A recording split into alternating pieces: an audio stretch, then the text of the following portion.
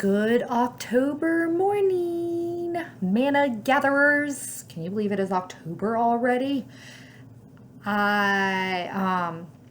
have just entered the last third of 2020. Hooray. I know for many of us, myself included, that is a very good thing. We're eagerly waiting 2021 and putting all this ugly pandemic and so much unrest and confusion and unknowing behind us and starting a whole new year afresh. Well, that's my hope anyways. Although I hope you've been able to see the good in 2020, even in the midst of so much bad and ugly. So I am with many of you and happy that it is fall, that it is October. I do love this time of year as fall shows itself in the beauty all around us and also in the much anticipated cooler weather that is to come with fall.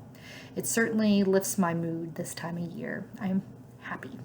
Anyhow, let's get back to Obadiah, our good friend. I hope you are making friends with Obadiah. He is a mood lifter, Obadiah too. But Obadiah might not seem like, originally, when you read those 21 verses of his only one chapter book, it might not seem like a mood lifter. But I would say reading Obadiah, there's a lot of things that lift my mood about Obadiah. I don't know why we're talking about my mood, but let's just get to Obadiah. Obadiah 1, 3 through 4. Your proud heart has deceived you, you that live in the clefts of the rock, whose dwelling is in its heights. You say in your heart, who can bring me down to the ground? You soar aloft like an eagle through the nest, though your nest is among the stars. From there I will bring you down, says the Lord. So I told you yesterday on Wednesday the connection between the Edomites, who are the ones whom Obadiah is speaking to through his prophecy, his book, and the Israelites. The Edomites and the Israelites, they're actually, Israel, actually, maybe I should say, is two kingdoms, the northern, southern kingdom. Obadiah hails from the southern kingdom of Judah, but still he is considered what we call an Israelite. The Edomites and Israelites are family because they descended, as I said yesterday, from two twin brothers. Twin brothers. I think two twin brothers is redundant. Twin brothers. They descend from twin brothers, Esau and Jacob. Esau is the father of the Edomites, and Jacob is the father of the Israelites. Of course, you can read the beginning of their whole long story in Genesis 25:19. Don't start at the top of the chapter. Go down to Genesis 25:19. It's a very salacious story filled with scandal. Very good. The twin brothers, of course, just to recap a little bit, had a feud, but they were ultimately reunited and reconciled with one another during their lifetime.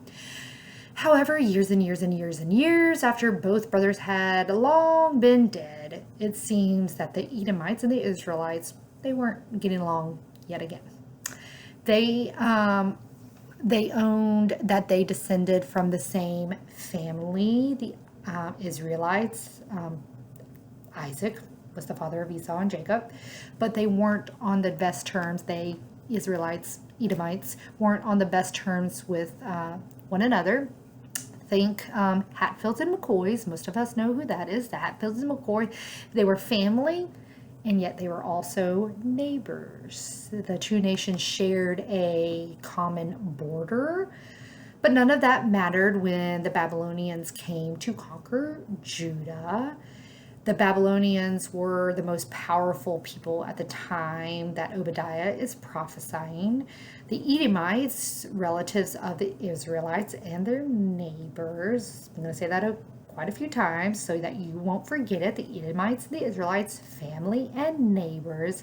The Edomites did nothing, absolutely nothing, to help their Israelite family and neighbors.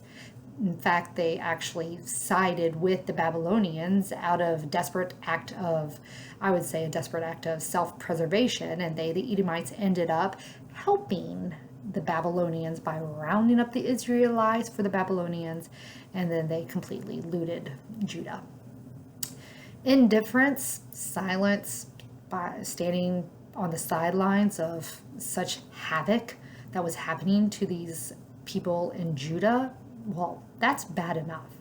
But the Edomites actually participated in bringing Judah down, and they thought the same would never happen to them. Obadiah's prophecy for the Edomites, of course, says differently, but we hear in Obadiah, these verses 3 and 4, we see that the Edomites have zero compassion for those who are wronged, for those being taken advantage of, for those who had completely fallen and had everything taken from them unjustly. First, they said nothing when the Babylonians began their conquest, and then they absolutely did nothing. They just stood by as it all unfolded right there on their borders. They could see everything happening to their family and neighbors. But then these Edomites, they got swept up with the Babylonians' power and agenda to take down Judah, and so they joined their efforts to conquer Judah. Obadiah says that the Edomites and Israelites might not have gotten along, but the Edomites were still people raised to be people of God. They knew right from wrong. Or did they? Had they not got so caught up in their lofty places of privilege that they didn't dare involve themselves with the struggles of Judah? Had they been so far removed from everybody's pain and problems that they couldn't be involved? Obadiah reminds us what Archbishop Desmond Tutu said so beautifully years and years and years ago. My humanity is bound up in yours because we can only be human together. As people of God who believe that God created all things, we also believe that we are all connected. Let me say that again. As people of God who believe that our God created all things, all people, everywhere, we also therefore believe that we, all humanity, are all connected, and our care and compassion should extend to family, to neighbors, and even to strangers, especially during their hours and days of need. I will see you tomorrow on Friday.